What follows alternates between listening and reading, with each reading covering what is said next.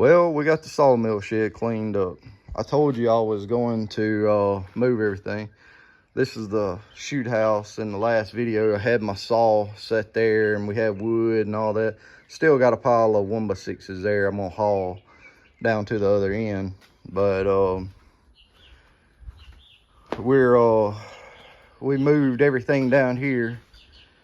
I had all that lumber piled up here. I just pulled a foiler underneath here so it wouldn't be out in the sun and hot. We took all this small stuff, ripped it for stacking strips. I haven't cut them to length or nothing like that, but did that. There was a couple of bunks of wood underneath here, and then there was two back here. There's the two that was over there, and there's the wood and the cookies that was underneath here and all that. Yes, I got hoses and I still got some stuff here, but I have it clean enough that we can build a shoot house and all. Now my plan is, these are some tables a friend gave me. They're metal and they had plywood on them like that, and they did work. It was a clothing manufacturing, packaging, or whatever you want to call it. I think they brought clothes there, and they like in bulk, like 18-wheeler loads, and then they repackaged them and put them in like cases or something other, split them up somehow for distribution anyways. And that's what all these big tables was for. And it was two sets of 3 like this, and I took and tore one apart. There's one and there's one. But I'm gonna put 1x12s on this side. I'm gonna put 1x3s right here. I'm gonna put 2x6s right there and 2x4s right there. The plan is I'm sorry for swinging around, hope it don't make you too dizzy. I'm gonna saw my 2x4s and stuff, throw it off on my forks. I'm going to clean this up, cut that limb off and all. Then I can drive my 2x4s in and around right here, and I can set my tractor here and I can stack them. I can sticker stack it.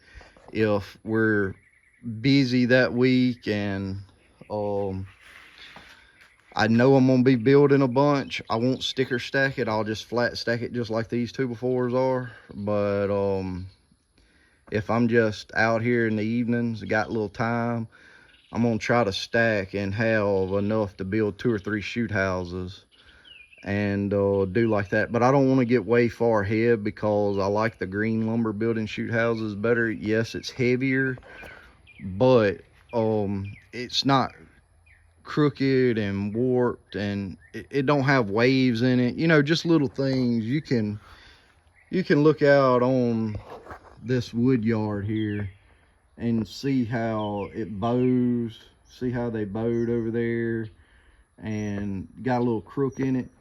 It's not that the wood, there's anything really wrong with the wood. It's just that there's nothing on top of it to weigh it down. The wood underneath it doesn't crook and bow like that, I guess is what I'm trying to say. So I don't want to get, you know, 2 months ahead of wood stacked up here. For one, I don't want to be getting it off 8 foot high, but I don't want stuff to bow. Now my goal is to extend this on out. I got to haul more dirt in and all that kind of stuff, but that'll probably be next year before I build a roof over it. I'm running out of time for this year, and I got shoot houses I got to build, so I'll probably build shoot houses as long as I can with this system set up like it is. If I have time in the evenings, I may haul some dirt in. I'm gonna finish digging my hill down over there, but I plan to dig the hill down and put all my shoot houses up there. Once I get all this wood out the way, I can dig all that dirt down too. But I'm gonna haul it all right here and around, and I gotta burn. We put a bunch of stuff, scraps, on the burn pile. It only took us about 3 hours or so yesterday to do it. I'm gonna take this pipe and all down too, because the dust collection didn't work like I planned. But yeah, it's seeing if you flat stack it close to the ground, you get termites in it.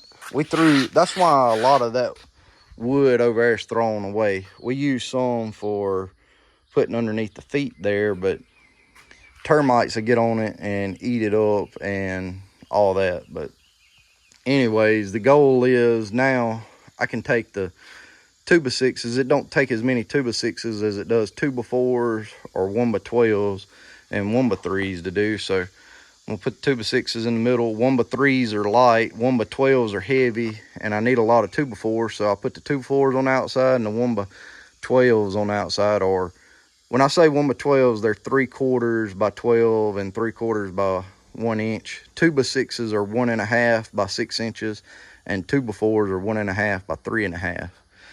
And I went over that in another video. But anyways, we're gonna do that. I got this table. It's gonna be my cutoffs, and I'm debating on whether or not I want to take that table and move it to here or over there and put a piece of plywood on it. And as I'm cutting, I can just throw it over there, and at the end of the day, straighten my scraps up like this, you know. I mean, try to keep them sort of straight, but do that. But I got to be able to pull my little tractor in with the bucket so I can throw my throwaways in there. Because I don't like handling stuff no more than I got to. And I think I'm gonna need 2 tables. Not necessarily that, just so I can keep it more organized. Like, I can throw my 2x4s or something on there, you know, and have my 1x3s on the other one, because that's what I use the most of. 1x6s and 2x6s, I won't have but, you know, a couple cutoffs of each of them, and you know, I'll be good. So I haven't decided. I don't really want to keep riding up my bank there because I'm scared it'll wash off. But at the same time, if I keep riding up it, it may make it at an angle. And I'm sort of leaning towards having that table here. But anyways, I'm going to move my air compressor and generator and all that down there in the shed too, in the near future. Right now, it's going to just have to run down here until I get my hoses and electrical and all that plumbed in. And I also want to cut this post out. It should not affect anything because I have a 30-foot span there, and this is going to be like 25 or something. So it really shouldn't affect it on it. So I'm pretty sure I can cut it out and be fine. I mean, I got a 6x14 beam up there, and it's what, 16 and 10 foot, so 26 feet, something like that. Maybe that's 30 feet, and it's holding up fine. If I do anything, I may cut this post out and move it over there by that one and double it up so it's double the strength. I'm probably not going to do that. I'm probably just going to leave it like it is. But if I see it sag or anything, I'll probably put me a post over there and one over there. I do want to come back and put me some braces underneath here and over there. And I may do that before I cut it out. And then, like I said, I'm probably going to try and concrete this out here, another 20 foot by 17.